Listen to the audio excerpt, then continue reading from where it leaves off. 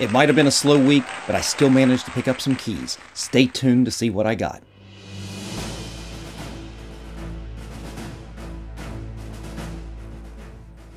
Welcome back, comic book fans. This is Rusty again with Collector Auctions, and today I've got a small comic book haul. It's been a slow week, but I've managed to pick up some small keys along the way, one from Whatnot and the other from a local comic book shop of mine that was having a really good sale.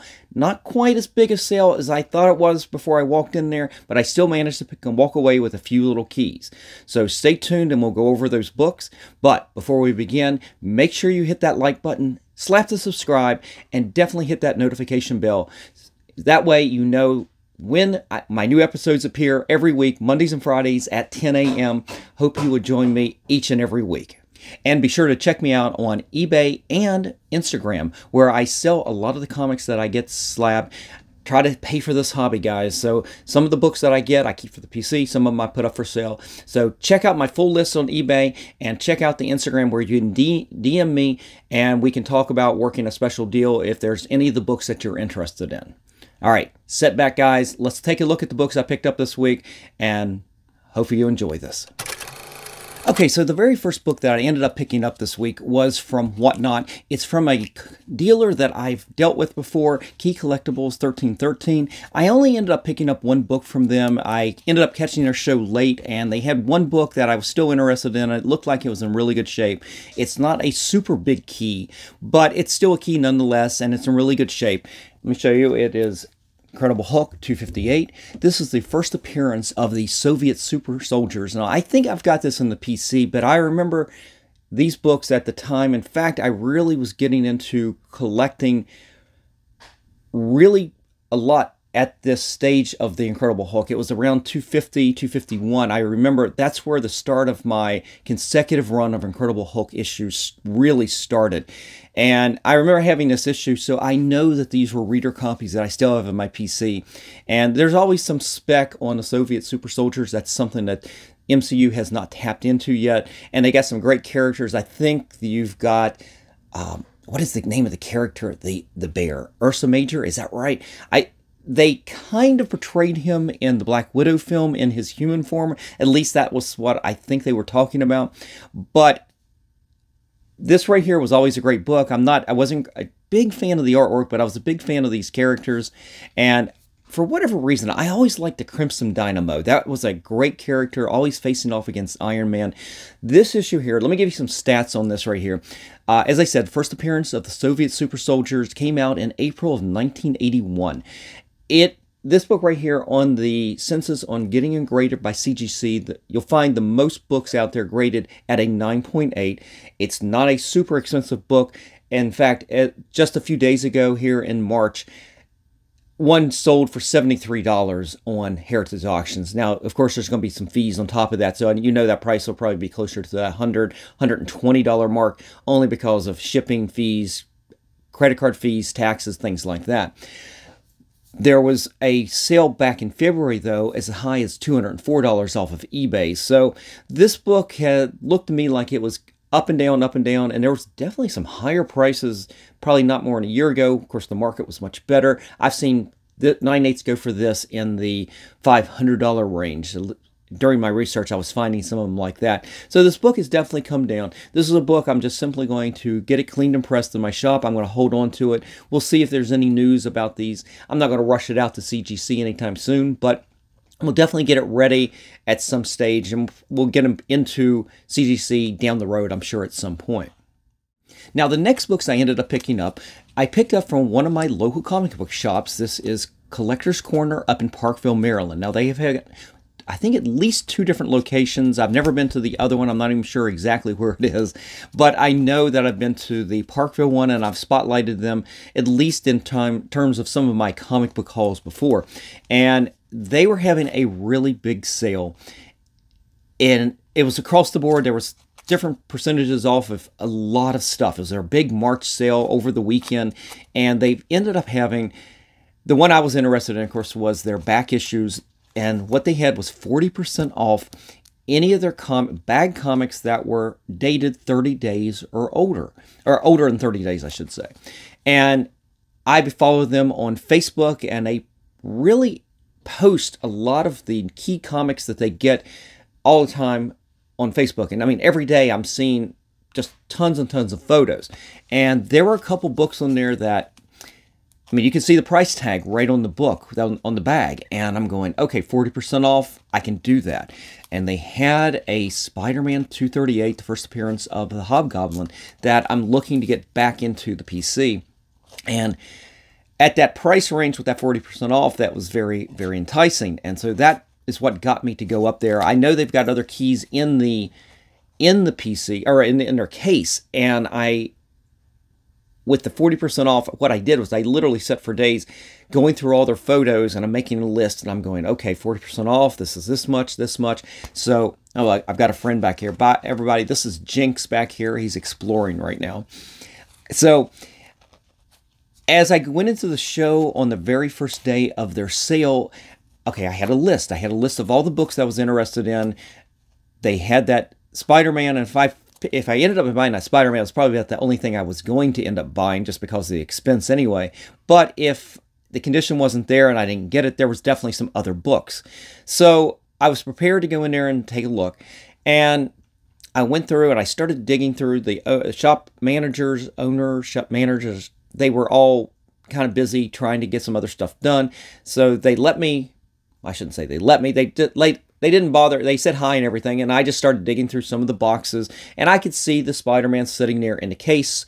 I couldn't touch it yet, but I could at least inspect it, and it still looked, and there was a couple ticks I didn't like, but I still thought it was going to grade out pretty high. I knew it had the tattoos with it, and I went through the boxes, and I ended up finding 2 or 3 other of the books that were on my list, and eventually when they were not busy, I ended up getting one of the guys to open the case, let me look at that 238. And I determined, okay, I'm going to get this, but let's ask the question just to be sure.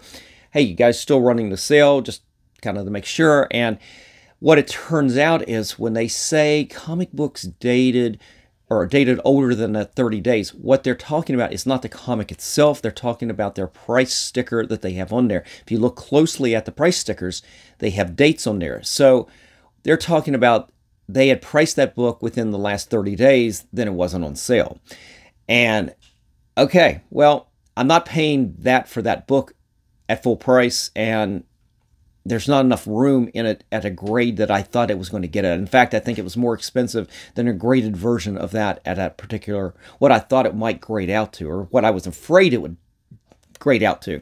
So I put that back, and I looked at the other books that I had in my hand, and I'm going, everything's dated in March on these price stickers. I guess it's like, I'm going to put those back too. So I went back and I started going back through the boxes again, and I'm going, okay, there were some other things in there that were on a secondary list. Let's look through those and see what they have. So I ended up picking up I picked up 3 books up there. They're all keys, different levels. They're not super big keys or anything, but then again, the wind was out of my sails. I didn't buy the big 238. There were other books in the case. In fact, there was an Ultimate Fallout in there as well that was about $800, but it wasn't going to be on sale either, and I wasn't prepared to drop $800.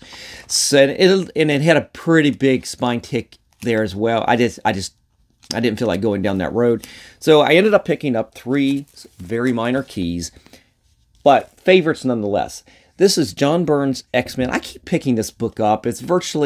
It wasn't that expensive to begin with, but I picked this up. This is the first cameo appearance of Hellboy. And I'll tell you something, talk about a cameo. This is when I found out that Hellboy was in this book, I went and looked for it. I went through every page, and I'm going, did I miss it? Well, you got to look real close. It's very subtle in a poster in a background on one of the panels. I mean, it's barely even there. In fact, I don't even know if you should even count this as a cameo. It's more like a little tease, that an Easter egg that if you don't tell anybody it's an Easter egg, you're not even going to notice. But I always pick this book up, and I think I've sold this at 9.8s and 9.6s, and it does pretty good. I don't know what the current value is exactly, but, well, I'll tell you something. 9.8, I can give you that because I did look that up. 9.8s run right now $175 on eBay, and that was a best offer, so it wasn't quite $175. That's what you're going to find the most grades in this book, and you really kind of need that 9.8. 9.6, now I sold mine a year ago, and it did pretty good, probably in that 110, 120 range. I'm sure at this point this year, if I actually looked that up at this point, I'm sure it'd probably be close to that $90 to $100 range, if it's even that. I don't know if it's desirable enough at a 9.6. This is a book you need to get a 9.8 on. But great book, John Byrne, great work here. I always enjoyed the Next Men series by John Byrne. There wasn't much that I didn't enjoy by John Byrne, but great book.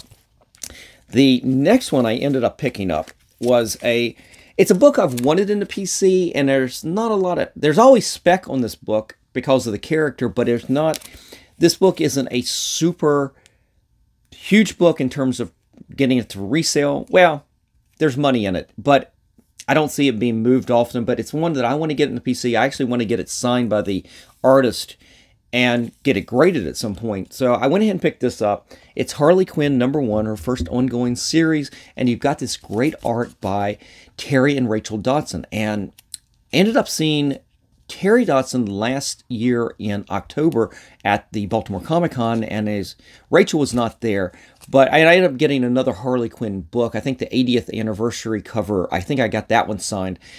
But this is one that I will clean and press. It looked in really good shape, and I'm going to hold on to that in hopes of seeing Terry Dodson. Hopefully Rachel will be with him this time, and I can get both of them to sign this book. This is definitely the book I would want to get them signed.